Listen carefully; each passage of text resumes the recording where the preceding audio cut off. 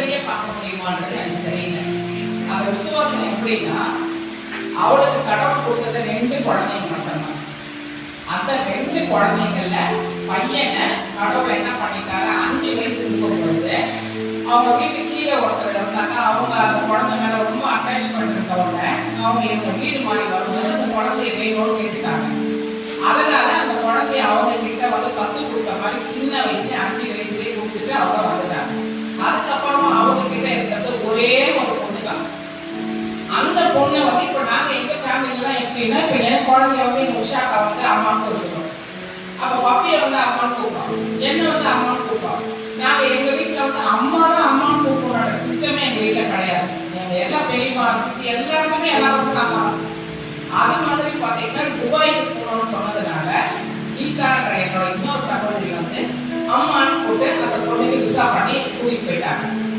ஒரு சூழ்நிலை காலகட்டத்துல அந்த குழந்தை அங்க இறந்து போச்சு. அவ வந்து இந்த பல்லுல வந்து பாட்டில கடிக்கிற விளையாட்டா கடிச்சு டெக்னஸ் வந்து அவ இறந்துட்டான். ஸோ அவ இறந்து போகும்போது 15 வயசு இருக்கும்னு நினைக்கிறேன். அந்த மாதிரி ஒரு வயசுல அவ்வளோ ஒரு அழகான குழந்தை, அழகுன்னா சொல்ல முடியாது, வரையறத ஒன்ன சொல்லணும். அவ எழுதுற எழுத்தே யாரும் எழுத முடியாது எங்க ஃபேமிலியில. அப்படி எல்லாத்துலயுமே பெஸ்ட் கடவுள் கொடுத்தாரு. அந்த மாதிரி ஒரு குழந்தை இறந்து போய் அந்த குழந்தைய கூட கடவுள் பார்த்தீங்கன்னா சோதனை எப்படி அவருக்கு கொடுத்தாருன்னா, அதை அம்மா பொண்ணுன்னு கட்டி பிடிச்சி அவளால அந்த இடத்துல அழவே முடியல. ஏன்னா இவ ஒரு சிம்டம் பண்ணா கூட அங்க அரெஸ்ட் பண்ணிடுவாங்க. நீங்க விசா தப்பா பண்ணீங்க, இதை பண்ணீங்க, அதை பண்ணீங்க, என்டையர் ஃபேமிலி ப்ராப்ளம் வந்துடும்.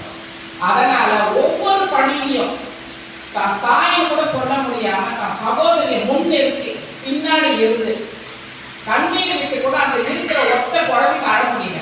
நானா இருந்தா கர்த்தரோட இல்லாம பின்னாடி வந்து நான் இறந்து போனப்ப அந்த மாதிரி ஒரு சூழ்நிலை இருந்தால் நான் கர்த்தரை பிடிச்சிருக்கவே மாட்டேன். யாருமே எந்த கிறிஸ்டின்ஸும் பிடிக்க மாட்டாங்க. ஏன்னு சொன்னா அப்பதான் அவங்க கடவுளுக்குள்ள வந்திருக்காங்க, புதுசா அவங்க வந்திருக்காங்க. அதாவது கர்த்தருக்குள்ளேயே பிறந்து வளர்ந்து அப்படியே இருந்தீங்கன்னா அது வேற மாதிரி. நான் அவரை விசுவாசமா வந்த உடனேயே ஒரு குழந்தை எடுத்துட்டு நீங்க என்ன சொல்லுங்க, ஐயோ நீ அந்த கடவுள் கிட்ட போனாதான் ஒரு குழந்தை இருக்காரு அப்படின்னு சொல்லுவாங்க. ஆனாலும் மனம் தளராமல் இன்னைக்கு 75 வயசு வரைக்கும் அதை அவர் பிடிச்சி வந்த அந்த விசுவாசத்தை, அந்த விசுவாசத்தை வச்சு சரி நம்ம இருந்தா நம்ம குழந்தைக்கு படிச்சு நம்ம எதுக்கு அந்த குழந்தை சேர்க்கணும், இந்த குழந்தைய கொண்டு வரலாம் அப்படின்னு இல்லாம எல்லாரும் கடவுள்கிட்ட வரணும்னு சொல்லி அவர் இன்னைக்கு வரைக்கும் விசுவாசமா இருந்து அந்த 3 பிள்ளைங்க அதில் கொண்டு வந்து அவளுடைய விசுவாசத்தை நான் பார்த்து அவன் சகோதரியா வந்தது நான் பெரிய பாக்கியமா நினைக்கிறேன். அந்த மாதிரி விசுவாசம் இன்னைக்கு உலகத்துல யாரையுமே பார்க்க முடியாது, நான் பார்க்க முடியாதுன்னு நினைக்கிறேன். ஒருவேளை கடவுளை எனக்கு காட்டினா நான் நன்றி சொல்றேன்.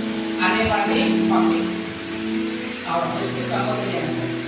என்ன கஷ்டம் வேண்டாம், என்ன சந்தோஷம் வேண்டாம், போன் பண்ண